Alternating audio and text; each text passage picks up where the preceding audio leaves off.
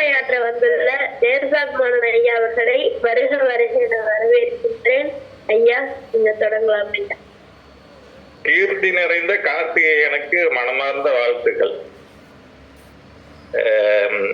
தமிழகத்துல இல்லம் தேடி மருத்துவம் ஒரு பக்கம் போயிட்டு இருக்குது. வீடு வீடா கொண்டு போய் மாத்திரை கொடுத்து சர்க்கரை இருக்குதா, ப்ரெஷர் இருக்குதா அப்படின்லாம் கேட்டு ஒரு டப்பாவை போட்டு மாத்திரை கொடுத்துட்றாங்க மாதம் மாதம். அது போல இல்லம் தேடி கல்வி, அதுவும் திருக்குறள், நம்ம காமராஜர் ஐயா ஒவ்வொரு வீட்டுக்கு உள்ள கொண்டு வந்து கொடுக்குறாரு.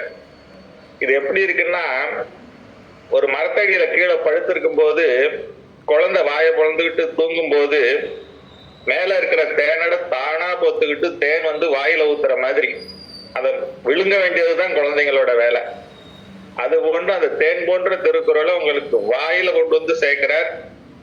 அதை சொல்ல வேண்டியதும் உச்சரிக்க வேண்டியதும் மனப்பாடம் பண்ண வேண்டியதும் பொருள் பின்னால புரிஞ்சுக்கலாம், அதை செய்ய வேண்டியதும் தலையாய கடமை. இப்ப இந்த நிகழ்ச்சியில பார்க்கும்போது ஈன்று புறந்தறுதல் எண்டலை கடனைன்னு சொன்னாங்க. சான்றோனாக்குதல் தந்தைக்கு கடனைங்கிறதுல அந்த தந்தையினுடைய பங்கையும் தாயே எடுத்துக்கிட்ட மாதிரி தான் தெரியுது. அனைத்து குழந்தைகளுக்கும் தாய் தான் வந்து பக்கத்துல இருக்காங்களோடைய தந்தைகள் வந்து இருக்கிற மாதிரி தெரியல. 1-2 இருக்கலாம், ஆனாலும் தாயினுடைய பங்கு அளப்பரியது. இதுல வந்து 50% மேல் பெண் பிள்ளைகள் படித்துக் கொண்டிருக்கிறார்கள் என்பது நன்கு வெட்ட வெளிச்சமாகிறது. இன்றைக்கு 10வது 12வது வகுப்புகளிலே கூட பெண்கள் தான் அதிகமா மதிப்பெண்கள் பெற்று அதிக சதவீதம் தேர்ச்சி பெறுகிறார்கள். பெண்கள் தான் தன்னுடைய வளத்தை பார்த்து கொண்டு, தன்னுடைய குடும்ப வளத்தை பார்த்து கொண்டு தாய் தந்தையும் பேணக்கூடியவர்களாக எதிர்காலத்தில் இருப்பார்கள் என்பது நிதர்சனமான உண்மை. அது இந்த இளம் வயதிலேயே புலப்படுகிறது. ஆகவே பெண்கள் நன்றாக படித்து முன்னேற வேண்டும்.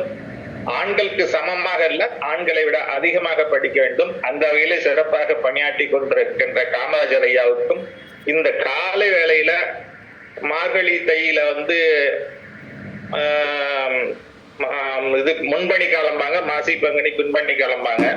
இந்த பின்பணி காலத்துல கூட கால நேரத்துல 6 மணிக்கு குழந்தைகள் எழுந்து வந்து பெற்றோர்களோட படிக்குதுங்கிறது உள்ளபடி ஒரு நெகிழ்ச்சி, மனதில் ஒரு மகிழ்ச்சி. அனைவருக்கும் வாழ்த்துகள். நன்றாக படியுங்கள், திருக்குறளை படியுங்கள். வாழ்க்கையில் செம்மையா இருக்கும், எதிர்காலம் நன்மையாக இருக்கும். வாழ்த்துக்கள் ஐயா. ரொம்ப நன்றிங்க, ரொம்ப நன்றி. இந்த நேரத்தில் நாங்கள் அழைக்காமலே வந்து எங்களுக்கு ஒரு இந்த திருக்குறள் முற்றோதல் வகுப்பில் இந்த பிள்ளைகளுக்கெல்லாம் நல்லதொரு வாழ்த்துறை சொன்னீங்க. அதே போல் அந்த தேன் சொட்டும் போது இந்த பிள்ளைகள் என்ன பண்ணுறாங்க, அதை சுவைக்க கூட மறந்துடுறாங்க, வாய் திறக்க மாட்டேங்கிறாங்க. அதனால் நீங்கள் சொன்ன உதாரணம் ரொம்ப ரொம்ப நல்ல உதாரணம். அதே போல் ஒரு விஷயம் சொன்னீங்க, பின்னாடி வந்து இந்த பிள்ளைகள் தான் வந்து அப்பா அம்மா காப்பாற்றுவாங்க அப்படின்னு சொல்லி. இன்னொரு விஷயத்தையும் நான் சொல்கிறேன், காவடி மாதிரி இருக்கணும். காவடி மாதிரி ஒரு பக்கம் அப்பா அம்மாவை மட்டும் வச்சுட்டு இன்னொரு பக்கத்தில் தன்னுடைய கணவனுடைய அப்பா அம்மாவையும் சேர்த்து வச்சுக்கணும். அவங்களும் முதியோர் இல்லத்துக்கெல்லாம் அனுப்பக்கூடாது.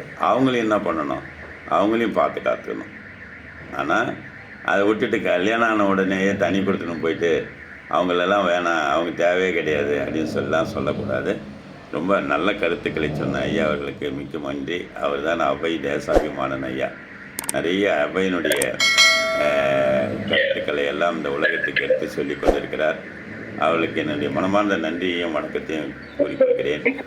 அதே மாதிரி உங்களுக்கு தெரிஞ்ச பிள்ளைகளை எல்லாம் இந்த பள்ளியில் சேர்த்து விடுங்கய்யா.